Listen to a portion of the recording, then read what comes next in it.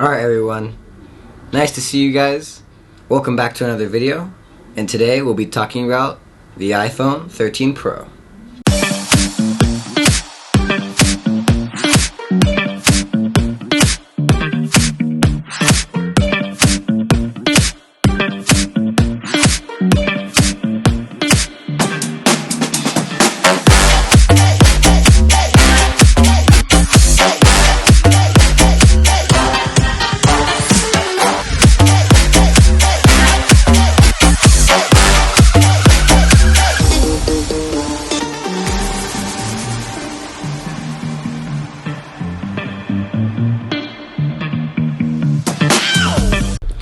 Now, I just want to start this video off by saying this phone looks, just the design, it just looks so good. I don't care who you are, I don't care where you come from. This phone is one of the best looking phones I've ever seen in my entire life. Like, the stainless steel edges, the frosted back, the camera bump, the screen, well, not the screen, but for other reasons. But the design itself, it just looks, and it feels better than last year for me personally, but that might be because of the stainless steel sides. But the phone just looks so good. Like, you just can't stop looking at it. It almost mesmerizes you. I don't know. It looks just really, really, really cool to me. But regardless of this new design, I still don't like the boxiness that, you know, digs into my palm and all that stuff. If you want to hear more about that, check out my iPhone 12 review. But yeah, this phone, the boxiness, it just kind of doesn't fit me, so I will continue using my case. Yeah. I would really like to use this phone, for lack of a better term, naked, because of that frosted glass back. It doesn't pick up any fingerprints, not like other phones. You know, it's nice. And there's a new screen on the 13 Pro, and would you look at that, after 2 years of all the techies out there asking and begging Apple to put a high refresh rate screen on the iPhone, they finally did it. Woohoo! The iPhone 13 Pro has 120 Hz, but it's not your regular old 120 Hz. It's a LTPO panel, just like the 2020. Well, just like the newer iPad Pros. It can go down from 120 Hz all the way down to 10 Hz. So if you're watching videos and stuff that are not at 120 Hz, you can save battery. So it's always great to have, you know, considering like that feature works really well and saves battery, as you'll see later on in this review. But I have been waiting for this for literal years. Like, I really like high refresh rate. I like high refresh rate everything, right? And iOS 15 feels super smooth, definitely more responsive than my older iPhone 12. Though, sadly, the non-Pro iPhones are still stuck at a regular old 60 Hz refresh rate. The iPhone 13 mini, I can't understand why they would decide to put the refresh rate down to 60 Hz due to the, you know, smaller size and smaller battery, you know, heat constraints and all that. But with the normal 13, I think they could have at least fit in a 90 Hz display, considering, you know, all the phones got a battery bump. So, you know, just a little suggestion out there, Apple. I think people would really appreciate it if they had a slightly higher refresh rate display. Other than 120 Hz though, the screen on this phone is just great. The Liquid XDR branding is, you know, a bit much for me personally, but, you know, it's just a really nice display. Bright, color accurate. I don't like the notch, but, you know, it's kind of a design choice at this point. You see a notch on a phone, it's 99% more likely to be an Apple phone, so, hey, that's Apple's decision, not mine. But when you turn on low power mode on the iPhone 13 Pro and Pro Max, it will set the refresh rate down to 60 Hz. So if you're a person who uses low power mode all the time, like if you just don't like charging your phone and stuff, you will not be able to get that feature. And because it's iOS, you can't like manually toggle things, or you can't force a refresh rate like you can on other Android phones while keeping that low power mode enabled. Okay, so speaking of battery, the iPhone this year actually gained thickness, which is really surprising to hear considering, Apple's, sleek and thin form factor design that they've chosen to pursue over the past, half decade. But this added capacity, even though it's only 11%, which, doesn't sound like a lot when you compare it to other Android phones, like that's like a jump from 3,900 milliamp hours to 4,000 milliamp hours. But in iPhone world, that makes a huge difference, mostly because of the efficiency of the A15 Bionic and all that good stuff, right? So the battery on this phone is impressive.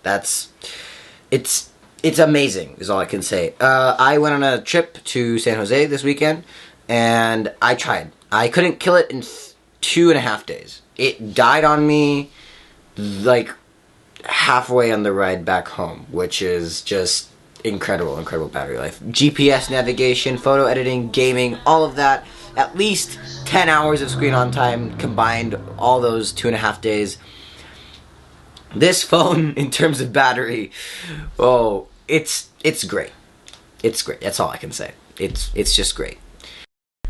So no segue here. Although I don't think I had a segue in any of their ones. Okay. Regardless, the iPhone I have here comes with 6 gigs of RAM, a luxury only the pros have. Only the pros have 6 gigs of RAM. If you want more RAM in an iPhone, you have to get the pros. The normal 13 and 13 minis only have 4 gigs of RAM. 4 gigs of RAM each. Okay, just telling you. And my specific model, I bought with 256 gigs of storage. Mostly because the 128 version doesn't come like the ProRes capabilities on that phone are like limited. So there is that. So if you're gonna shoot like semi-professionally on this, you probably want to get 256 and higher, because the video quality is going to be software limited if you get the 128 gigabyte version. Just a little heads up to anyone who didn't know. But you can spec this phone up to 1 terabyte of storage, like on a single phone, a full terabyte. My desktop right behind me, that thing has 1 terabyte of NVMe storage. This phone in my hand also has 1 terabyte of NVMe storage. It's insane. Like, the size of this phone, tech is amazing. That's all I can say. But regardless, yeah, you need to store all that sweet ProRes footage somewhere, right? Yeah. Speaking of ProRes, I don't pay for editing software. Cause, yeah, I use the free version of DaVinci Resolve. Yeah. So, I don't think I can show you raw images too. I don't know for sure. If you do know anything that can help me, show you guys better, higher quality form of content, just, put that in the comments below, because it would be really appreciated. Now, without further ado, let's look at the photo samples. Which way? This way, I guess.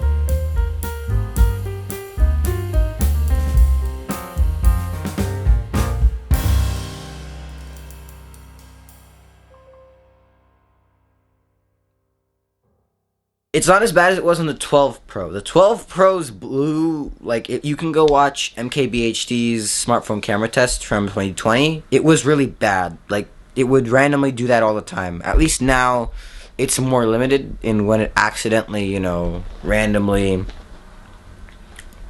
goes blue, I guess is what you can call it. So, yeah. Overall, the camera is really good, though. Probably top 3 in terms of personal camera rankings for me. Overall, I think it's the best. I wouldn't call it the best, but I think it's tied with 2 other phones, Pixel 6 Pro and S21 Ultra, and I'm recording this on January 31st, so S22 Ultra at probably the time you're seeing this.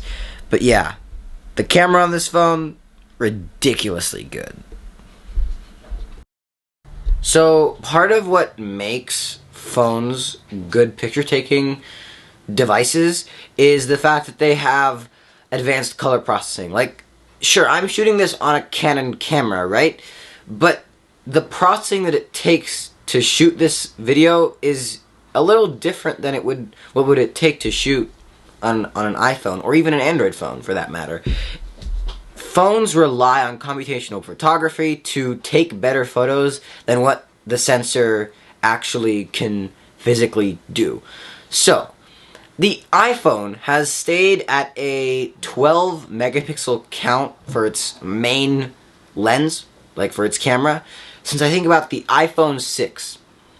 And you're seeing phones like the Pixel 6 and the S21 Ultra, or S22 Ultra at this point, that have 48, 24, 108 megapixel cameras. So the fact that Apple still is stuck on a 12 megapixel sensor worries me. Because companies innovate, and when they do that, like we've seen recently with Intel and AMD, the one that's at the top tends to get comfortable. So I think Apple's getting comfortable with, the video processing and how far they've gone with that. That they haven't taken into account that hardware eventually catches up with software. No matter how good your software is, if your hardware is meh, people with better hardware and just as good software will always catch up to you. We've seen this with the Pixel 5 and how they improved with the Pixel 6. So, sure, you might have a 12 megapixel sensor, and for now that's fine, but I think in the future with iPhone 14, 15, 16, 17, however long they keep on with this naming scheme, I think that they should improve the megapixel count, just so at least, if anything, on the name brand, at least it would say a number that's bigger, and to consumers, they're not like us techies, right? Like, they don't know everything. They usually see what's on the surface and go off that. So if they see a bigger number on another phone, they might think that camera is better, even though it inadvertently might not, and it might be a lot worse camera. So, I mean, the sensors themselves are like physically bigger. Like if you look at the iPhone 12 Pro versus the 13 Pro, like the camera lenses, like they're actually physically bigger, right? And that helps. You also get sensor shift from the iPhone 12 Pro Max. I actually forgot to mention this. So last year in 2020, well, in 2022, a couple years back, the iPhone 12 series, right? Only the 12 Pro Max got the special 2.5x optical zoom lens and that sensor shift stabilization on that main lens. Essentially what that means is that the sensor is moving with the camera to get better, like, the sensor is moving with the lens to get a better, like, stability thing. So instead of shaking like that, it's more of this. Like, it's, I can't make it with practical effects, but you get what I mean. It's, the video is slightly smoother if you're, running and doing stuff. Like, the sensor shift is now across every single iPhone 13 lineup. But I think one huge issue here is that they're forcing you to pay a price to get it at its full potential. If you want an iPhone 13 Pro at its max camera potential, you're not paying $1,000. You're not paying $1,050. You're paying $1,100 and upwards of that. Simply if you want that full experience of ProRes. If you don't care about ProRes and you shoot in normal modes, right, you'll be fine with the base model. 128 gigs is really good for any normal person with, well, yeah, it's fine. 128 is fine. But which their marketing is to pros, and it's weird that they've limited it to 128. And if you were going to limit it to 128, why not just get rid of that option and just make it so that it starts 256? I don't know. It's Apple. Apple does Apple things, right? Now, I did talk about the price, right? And sure, the price is high, but the upside is that you are getting what you're paying for, and even more. The iPhone 12 Pro, for example, that phone started at $999, and the iPhone 13 Pro also starts at $999. But on the 13 Pro side, on the 13 Pro side, you do get better screen with the 120 Hz, better camera with the enlarged sensor, and that sensor shift stabilization that was only the 12 Pro Max last year. Only the Max variant, not the normal Pro. And you get a better battery. So, yeah, that's just the three main pillars of a phone: screen, battery, and camera. And they improved all three. So, besides that 128 storage option, which is really weird, the iPhone has better storage, better battery, better cameras, and a better screen. And that means that it should be a better phone overall, right?